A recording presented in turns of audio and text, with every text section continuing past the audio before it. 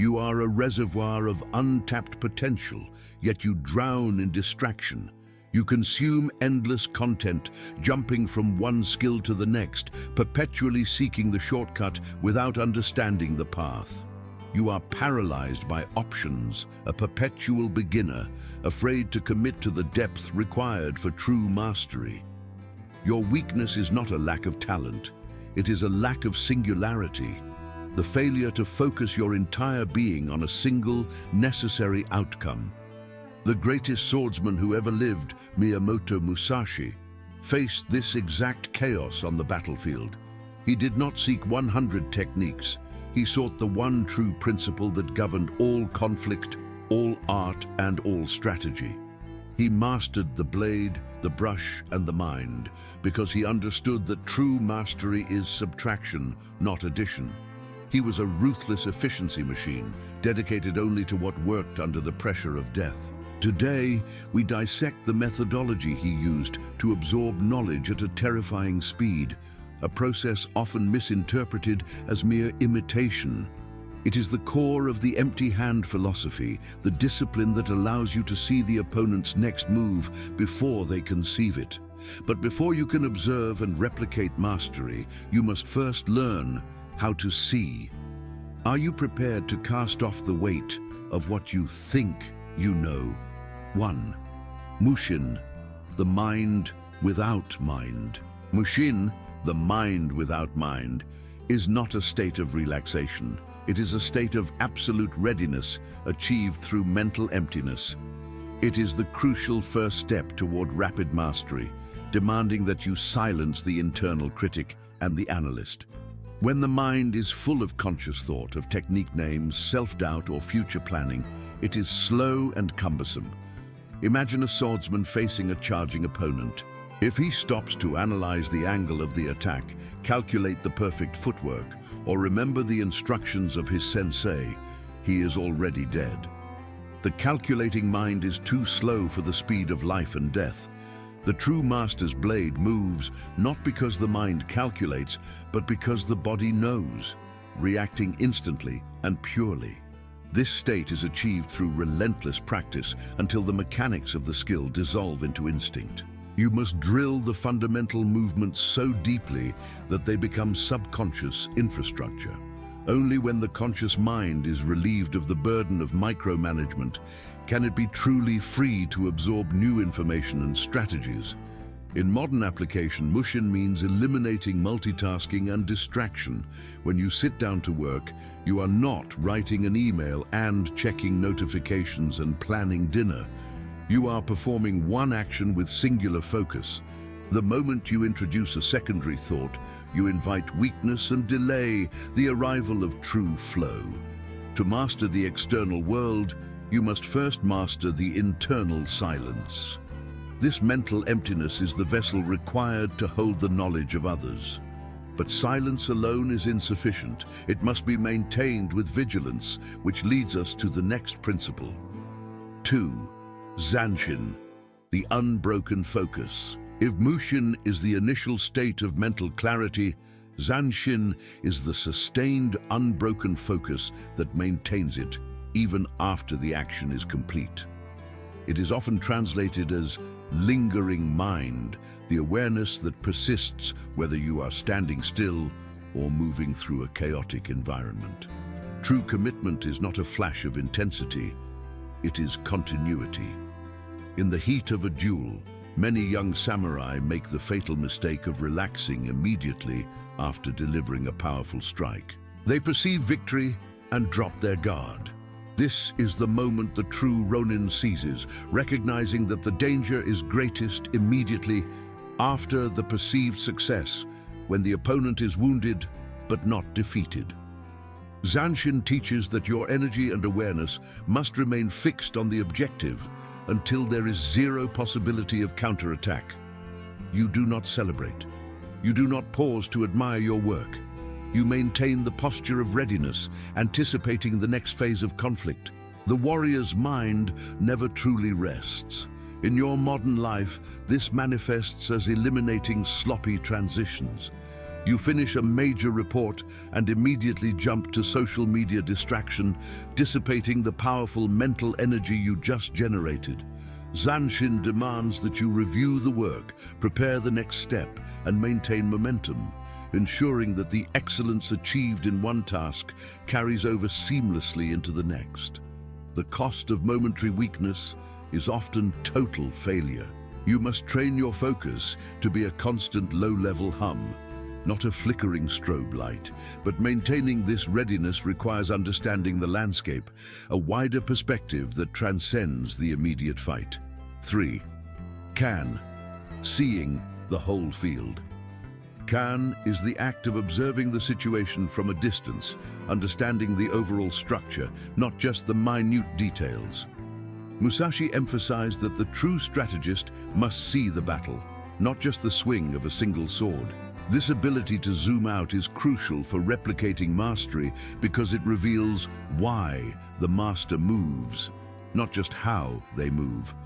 Imagine a general assessing a fortified position. A novice focuses only on the wall height or the number of archers.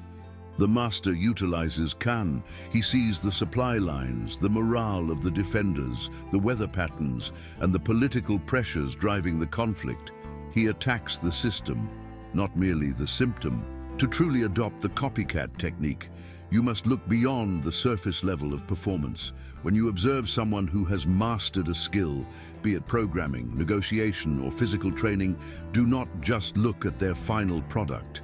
Analyze their preparatory rituals, their constraints, their environment, and the principles guiding their decisions. In the modern world, this means stopping the obsession with micro-hacks and quick fixes. Before starting any project, map the dependencies, the potential points of failure, and the ultimate non-negotiable objective. You must see the 10-year strategy before you commit to the 10-minute task. If your vision is limited to the immediate obstacle, you will be easily diverted and defeated. Kan prevents you from mistaking effort for strategy.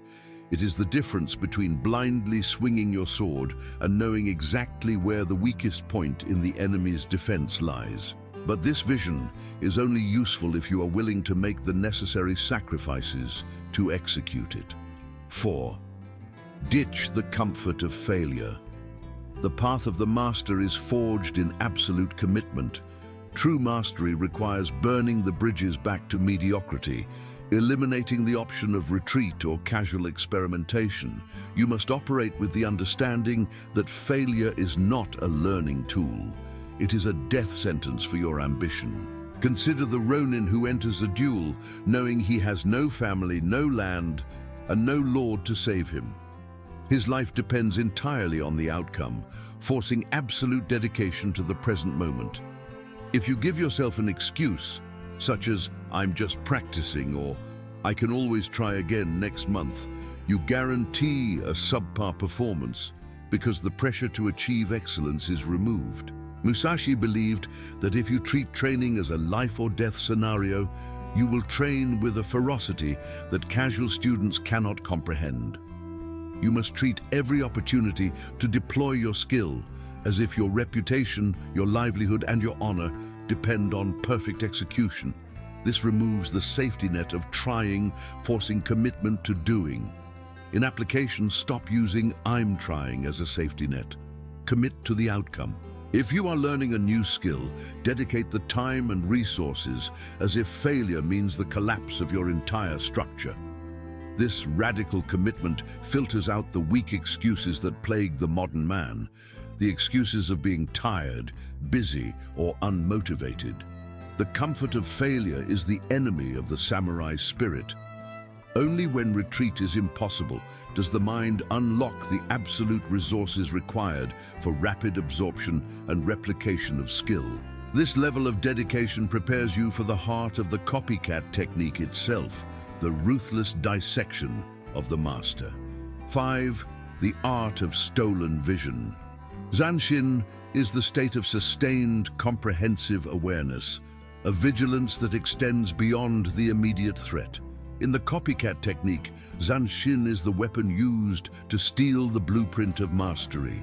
You are not merely watching what the master does, You are observing the energy flow, the mental state, and the subtle inefficiencies that they have already eliminated.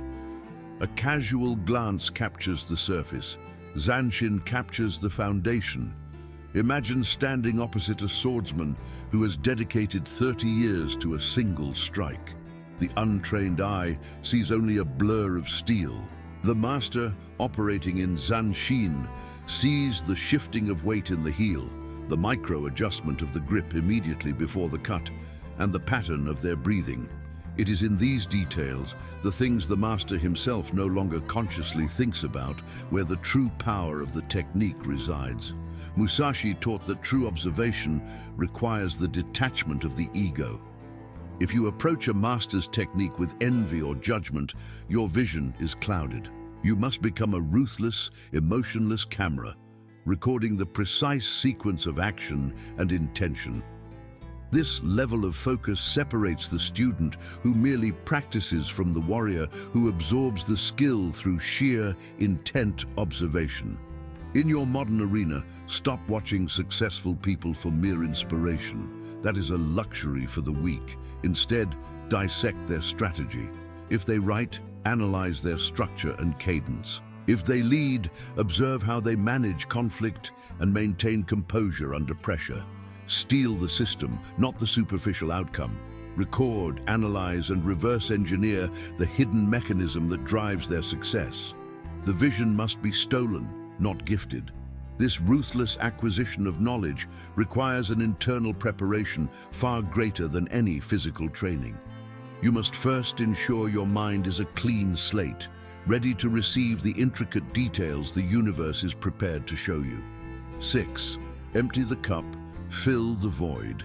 The ability to perfectly replicate a skill instantly hinges on achieving Mushin, the no-mind.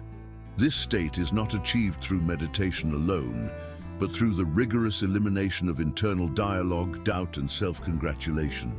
If your cup is already full of your own assumptions, past failures, and ego, the master's lesson will simply spill over, wasted. Musashi often faced opponents who were bound by tradition, technique, or the memory of their last victory. Their minds were cluttered, making them predictable. The warrior who achieves Mushin becomes an empty mirror, reflecting the opponent's movements perfectly, allowing for instantaneous and unburdened reaction. The copycat technique demands this emptiness so that the stolen vision can be downloaded without internal distortion. The greatest barrier to learning is the belief that you already know something. Every time you approach a new skill with the attitude of, "I've tried that before," you are contaminating the present moment with past weakness. The vazio, void, of Mushin is the fertile ground where new strategies take immediate root, unchoked by the weeds of previous mistakes. Practically, this means purging the noise before execution. When preparing to learn or duplicate a complex task, lock away the distractions. Turn off the notifications, silence the inner critic, and approach the task as if you were born 5 minutes ago, seeing this mechanism for the very first time. This radical freshness allows for perfect, unbiased replication. Only when the mind is empty can the observation be pure, and only when the observation is pure can the execution be flawless. The transition from pure observation to perfect action must be instantaneous. Hesitation is the death of the technique. 7. The first strike must be perfect. The copycat method rejects the concept of practice runs. The first attempt after deep observation must be executed with the full force of commitment, as if it were the final duel. You do not practice the strike. You deploy the strike. This is the difference between rehearsing failure and demanding immediate competence. In a duel, Musashi sought the ichi no tachi, the perfect first cut that ends the conflict immediately. This principle translates directly to rapid skill acquisition. If you observe a superior technique, your first attempt at replication must be treated as the one and only chance to validate your observation and commitment. The brain locks the skill faster when the stakes are absolute. If you allow yourself the luxury of iteration, I'll try it out, see if it works, you dilute the urgency and weaken the neural pathway being established. The pressure to succeed on the first true attempt forces the mind to utilize Zanshin and Mushin in concert, synthesizing the stolen knowledge into immediate functional skill. Apply this ruthlessness to your work. If you are learning a new presentation style or a complex software operation, do not waste time with low-stakes simulations.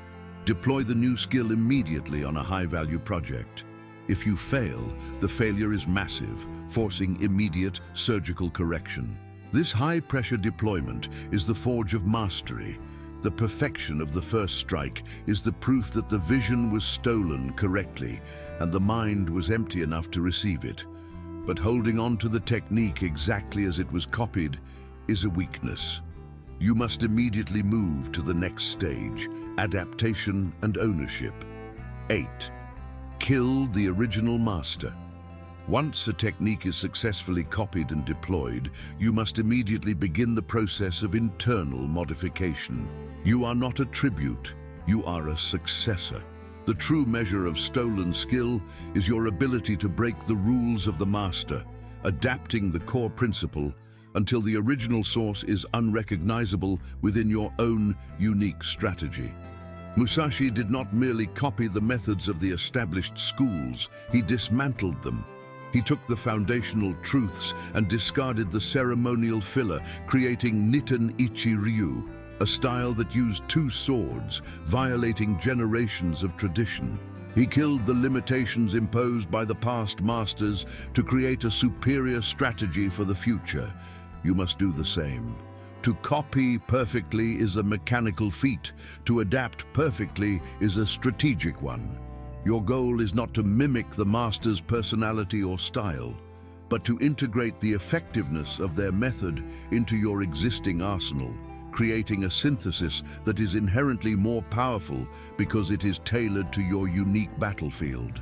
In practical terms, if you copy a successful business strategy, immediately look for the 10% you can optimize or personalize. If you adopt a mentor's routine, identify the part that is purely their preference versus the part that is essential discipline. Do not worship the routine, worship the result. The moment you understand the why, you earn the right to change the how. This ruthless adaptation is the final act of claiming ownership. Only when you have transcended the need for the original source can you move forward unburdened by the constant need for validation. A detachment that defines the true warrior. 9. The doctrine of no attachment. The pursuit of mastery demands a fierce detachment from outcomes, from specific tools, and even from success itself. The warrior who clings to a victory is already preparing for his next defeat. Life is a continuous flux, and the moment you become attached to a specific state or method, you lose the agility required to survive the inevitable change in the tide of battle. Musashi taught that the path is defined by constant movement. He changed his weapons, his alliances, and his methods countless times, never allowing comfort to breed stagnation. If your business model worked perfectly last year, you must be the first one willing to dismantle it today if a superior, more efficient approach emerges. Attachment is a chain that binds you to the past. Attachment to failure is equally destructive. Many men cling to their past mistakes as an excuse for present inaction. The samurai acknowledges the error, extracts the lesson instantly, and discards the emotional baggage. The past is useful only as a source of data, not as a source of identity. Your identity is forged in your action now. To apply the doctrine of no attachment, stop defining yourself by your last win or your last loss. Celebrate the discipline, not the result. If a tool or a relationship no longer serves the pursuit of the way, cut it cleanly and immediately. Your loyalty must be to the path of continuous improvement, not to comfortable inertia. This detachment ensures that the war is perpetual. You cannot rest when the enemy, your weaker self, is constantly seeking comfort and retreat. The final pillar of the code is the acceptance of this unending conflict. 10. Mastery is perpetual war. Mastery is not a destination achieved after the acquisition of a certain number of skills or victories. It is the absolute, non-negotiable commitment to continuous internal warfare against weakness, complacency, and stagnation. The discipline itself is the weapon, and the battlefield is your daily routine. Musashi's final years were spent in a cave writing. Even without an external enemy, he maintained the rigor of the warrior, documenting the way not as a historian, but as a strategist still engaged in conflict. The war never ends, it simply changes form, moving from the physical duel to the intellectual and spiritual pursuit of the Vazio. The modern man seeks comfort and declares victory prematurely. The moment you believe you have made it, or you are finally disciplined, you have opened the door for decay. Discipline is a daily tax you must pay in full. If you skip a single payment, the debt, in terms of lost focus and renewed weakness, grows exponentially. Stop searching for a finish line. Embrace the struggle as the natural state of the high-performance life. Every morning is a new deployment. Every decision is a strike against the weaker self. The discipline is the reward, not the means to an end.